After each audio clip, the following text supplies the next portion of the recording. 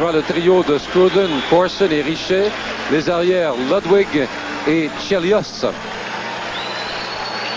Alors, un moment de nervosité, évidemment, pour les deux entraîneurs. Gilles? Oui. On donne les fiches en surtemps, saison régulière. Les Canadiens ont joué un match en prolongation contre les Sabres de Buffalo en demi-finale. Ils l'ont gagné 2-1, si je ne m'abuse. Alors, voilà le début de cette période de prolongation. Les Canadiens qui n'ont pas traîné de l'arrière une seule fois ce soir.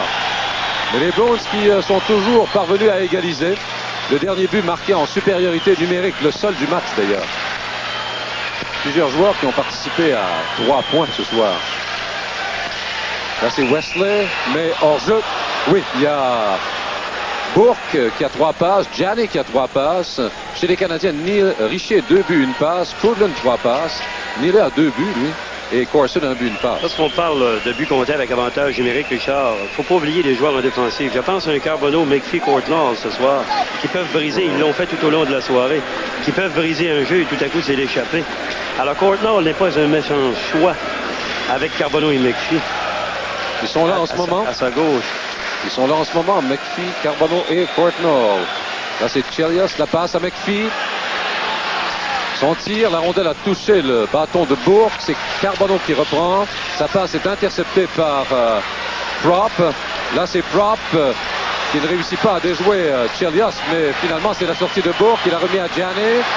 Gianni qui s'amène le tir, bloqué par Roy. Là, c'est Bourque qui reçoit le disque. Il a le chemin libre, un tir hors cible.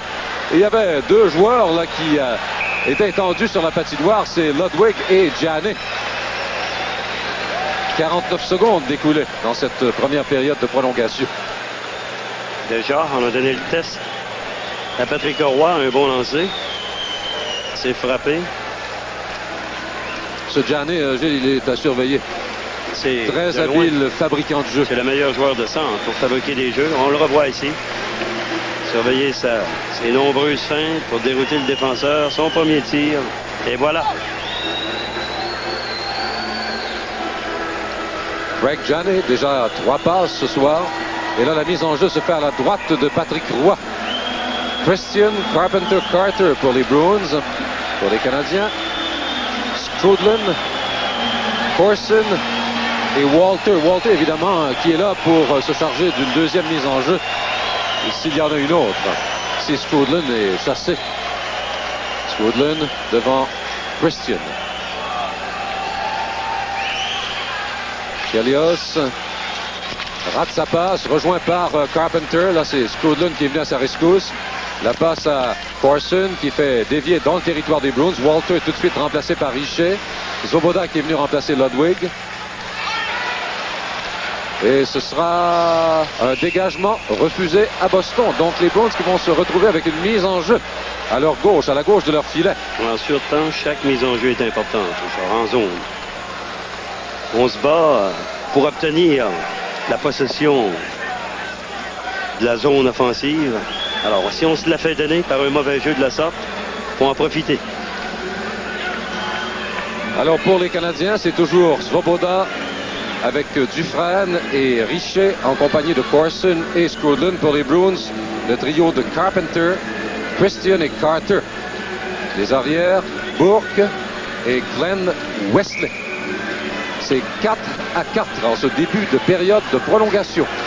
Les tirs au but, 23 par Boston et 31 par les Canadiens. Skrudland devant Christian. Là, c'est Carpenter qui a remis derrière à Bourque par la bande pour Carter. Carter, atteint Richer au visage. Alors, voyons voir ce que Hogarth va faire dans une situation comme celle-là.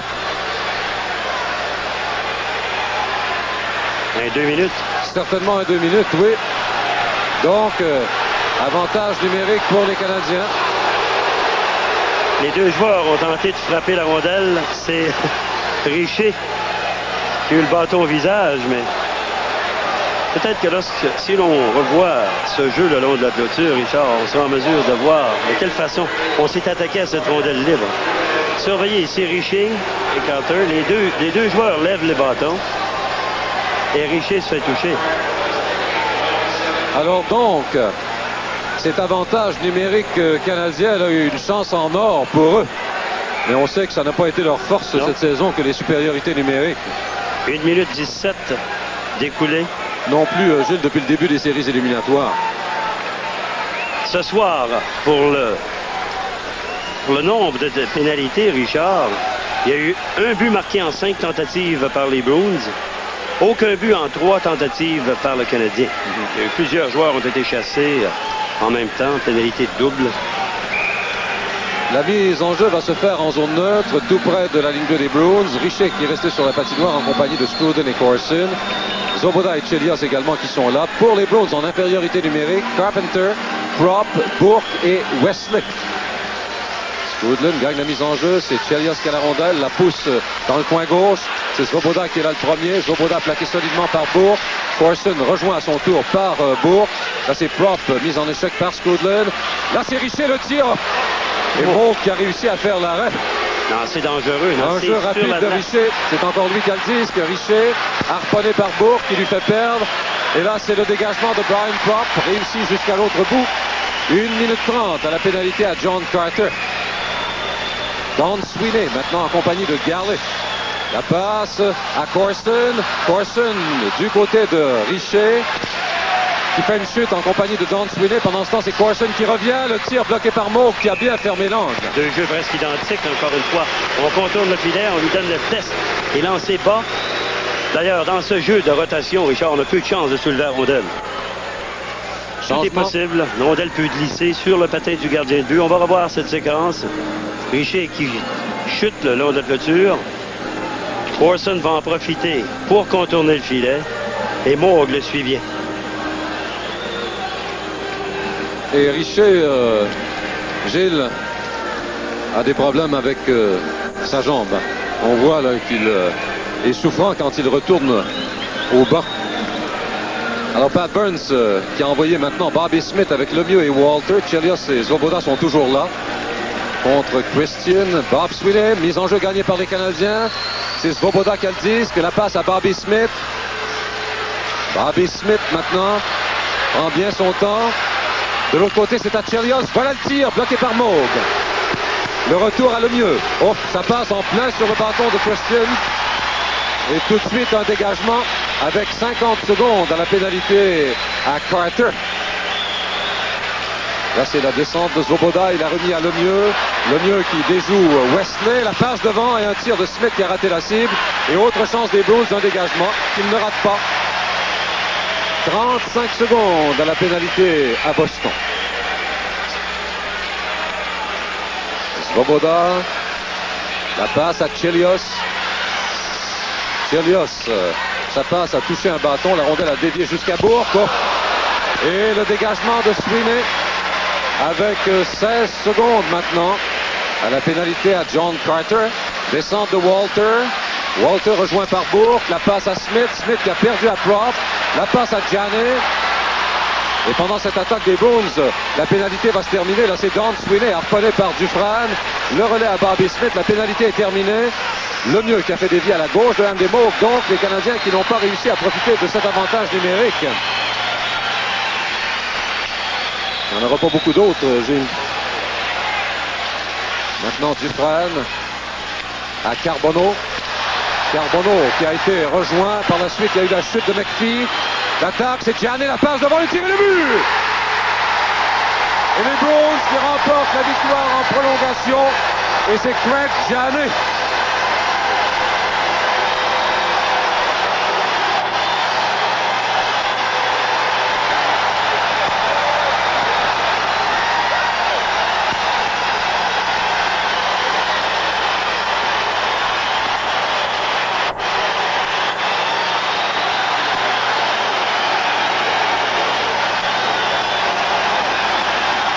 Un but qui est venu à 3 minutes 42 secondes et une foule en délire. Eh bien, les Canadiens vont s'en vouloir. Ils ont pris l'avance à 4 reprises. Et surtout, ce but qui a été marqué à 1 minute 49 de la fin de la 3e période. Et les Bruins qui prennent une avance de 2-0 dans cette série.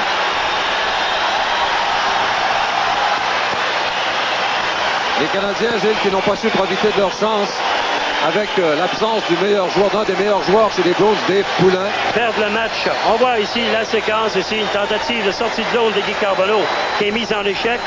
On travaille très bien avec Galley le long de la clôture. La passe est bien exécutée et on va alimenter l'enclave par la suite. Galley qui vient accepter. Bien oui, la passe a été donnée par Janney qui était du long de la clôture. Alors c'est Galley, un Montréalais, qui réussit le but vainqueur, et Janney, lui, qui termine le match avec 4 passes. Il a participé donc à 4 des 5 buts de son équipe. C'est ce même Galley qui avait empêché le disque de sortir à la ligne bleue lorsqu'on a fait chuter Guy Carbonneau. Janney, pour sa part, reçoit une 4e mention d'assistance. D'un angle différent, le travail ici de la défensive. Mais c'est Galley qui entre de la gauche, de la droite, dis-je, qui vient s'emparer de cette rondelle bien placée sur son bâton par Greg Janney.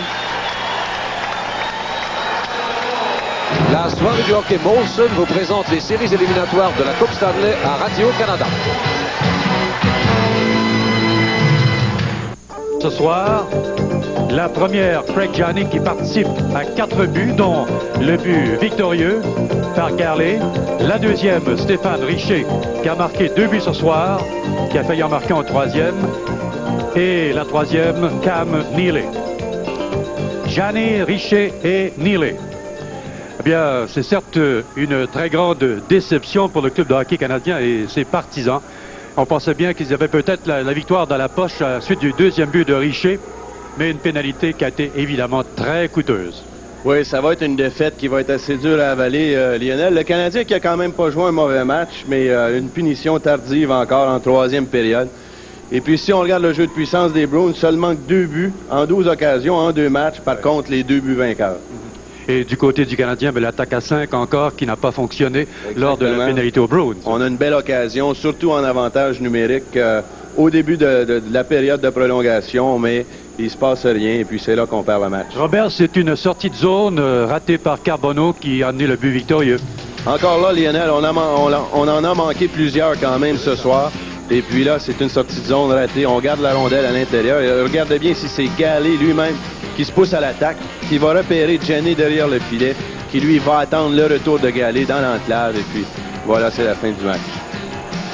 Eh bien, puisque Janney, on lui a accordé la première étoile, il va de soi, il a joué un match colossal encore ce soir. Il alimente tellement bien Cam Neely. C'est un soir de... On parlait de gros canons tantôt. On parle de Janney. Il fait partie des gros canons. Neely, Richer, c'est eux qui ont contrôlé le match ce soir. Merci beaucoup, Robert Sauvé, et on se retrouve ensemble à Los Angeles. Alors, nous allons passer maintenant au sommaire du match. Ce fut tout d'abord Mike McPhee qui a ouvert la marque avec l'aide de Courtnall. C'était à 1 minute et 48 secondes et à 6 minutes 14, props en deuxième de Janney et Bourque. 9-9 les tirs au but au premier engagement. Nous passons en deuxième, Richer son 6e, de Corson et Scrudlin. Ensuite, Neely son 5e, flanqué de Janney et prop à 3-43. Et Shane Corson, il va de son 2e, de Richer Scrudlin à 5-30. Et ensuite, c'est Gardner de Bourque et Carpenter à 12, 28, 14, 8 les tirs au but. Et en troisième, c'est Richer de Scrudlin à 12, 50. Et ensuite, Neely de Bourque et Janney à 13, 11. Et Richer, il va de son 7e de Scrudlin à 12, 50. Et ensuite, Neely, son 6e, flanqué de Bourque et Janney. 8-5 les tirs au but et en prolongation, le but victorieux, celui de Galley, le défenseur. Son 2e, flanqué de Janney à 3 minutes 42 de la prolongation. 3-1 les tirs au but dans cette période supplémentaire. Alors, nous avons plusieurs... Pendant qu'on vous donne le résultat ici, à Madison Square Garden, c'est en 3e. Les Caps mènent 5-3. Ridley Drew a marqué 2 fois, Joyce et Stevens. Kissio, Patrick et Gardner pour les Rangers. Nos prochains rendez-vous, lundi soir, 19h30. Les Bruins qui affrontent les Canadiens dans le 3e match. Le lendemain soir, les Kings qui reçoivent la visite des Oilers d'Edmonton, heure de diffusion, 22h30, heure de l'Est. C'est le 4e match de cette série que nous présenterons. Et mercredi, deuxième match auparavant entre les Bruins et les Canadiens, 19h30, heure de l'Est. Marque finale ce soir, victoire en prolongation des Bruins par la marque de 5-4. Au nom de toute l'équipe, bonsoir à tous du Garden de Boston.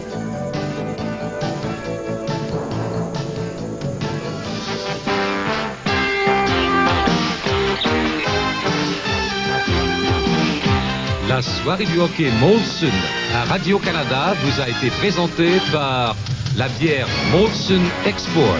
Salut les vrais. Esso, fabricant du super carburant Esso Suprême. Ford, où la qualité est plus qu'une promesse. Chez Ford, la qualité passe avant tout. Et par Pepsi Cola. Aujourd'hui, c'est Pepsi.